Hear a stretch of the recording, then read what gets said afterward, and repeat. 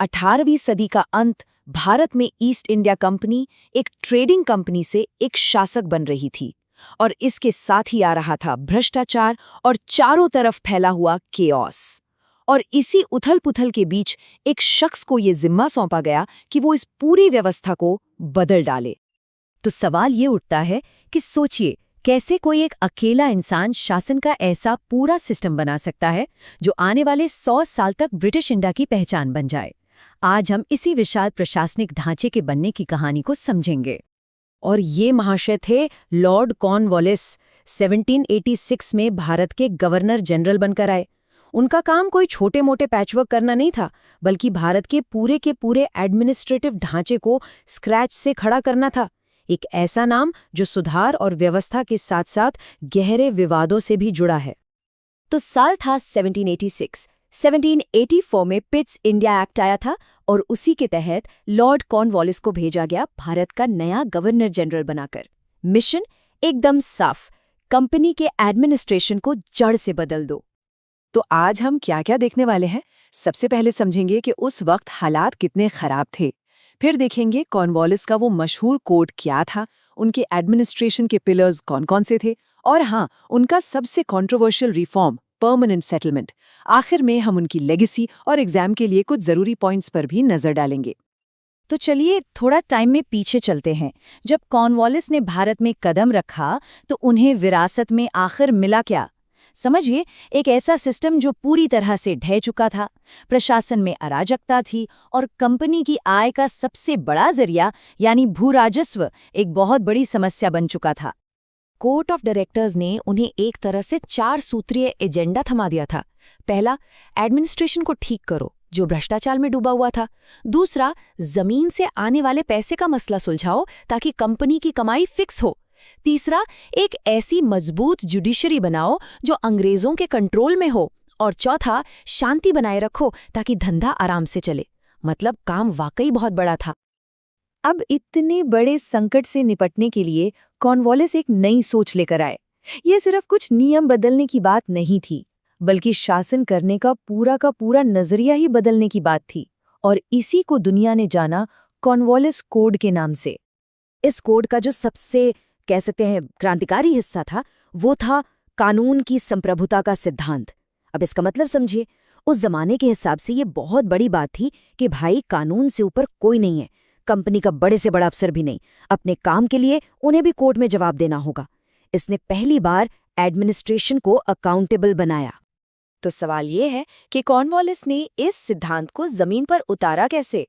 उन्होंने प्रशासन के 3 मेन पिलर्स को टारगेट किया: सिविल सर्विस, जुडिशरी और पुलिस।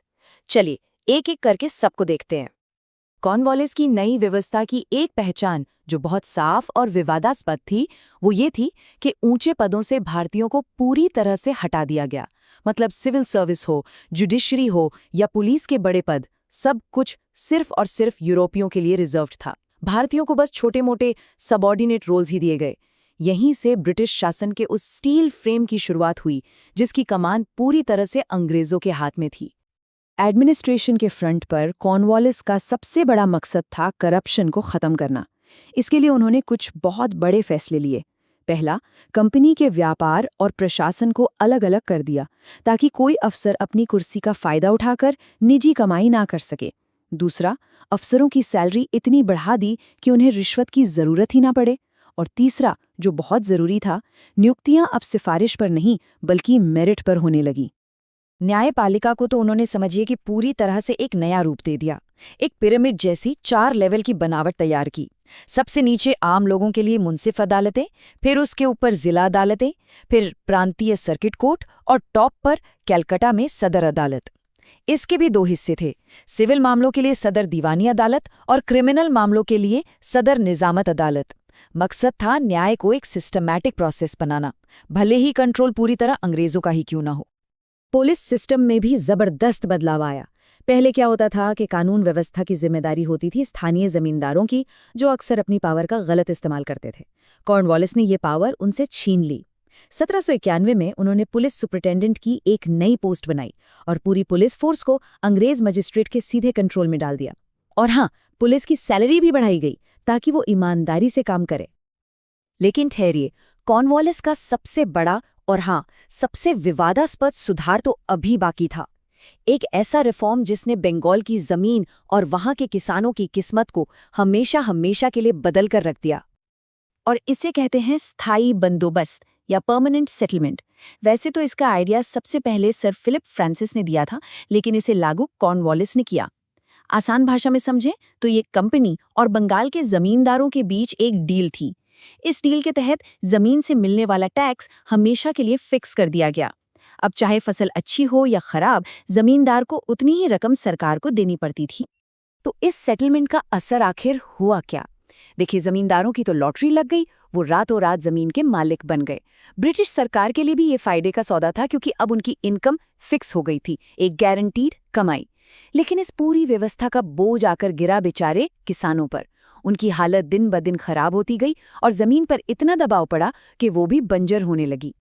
तो आखिर कॉर्नवालिस की विरासत क्या थी? उनके इन सुधारों ने ब्रिटिश भारत पर कितना गहरा और लंबा असर डाला? इसका जवाब इस एक तारीख में छिपा है, 1858। सोचिए, कॉर्नवालिस ने जिस एडमिनिस्ट्रेटिव ढांचे की नींव रखी थी, वो 1857 की क्रांति तक, यानी लगभग 70 साल तक बिना किसी बड़े बदलाव के चलता रहा। ये दिखाता है कि उनका काम कितना टिकाऊ और असरदार था।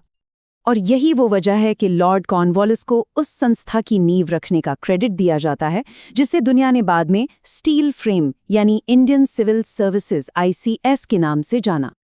चलिए अब फटाफट से एग्जाम के लिहाज से कुछ जरूरी पॉइंट्स को रिवाइज कर लेते हैं। ये वो फैक्ट्स हैं जिन्हें याद रखना बहुत जरूरी है। तो ये है वो कुछ खास नाम और टर्म्स जो याद रखने हैं। Lord Cornwallis, Pitt's India act, कानून की संप्रभुता, सदर निजामत अदालत, स्थायी बंदोबस्त और हाँ, सर फिलिप फ्रांसिस। इन पॉइंट्स को ध्यान में रखने से इस विषय की गहरी समझ मिलेगी। तो आखिर में हम उसी सवाल पर वापस आते हैं। लॉर्ड कॉर्नवालिस आखिर थे कौन? एक रिफॉर्मर जिसने केओस को एक सिस्टम में बदला, या एक साम्राज्यवादी जिसने भारत में ब्रिटिश हुकूमत की जड़ों को और भी ज्यादा गहरा कर दिया? शायद सच इन दोनों के बीच ही कहीं छिपा है। और ये एक ऐसा सवाल है जो आज भी हमें सोचने पर मजबूर करता है।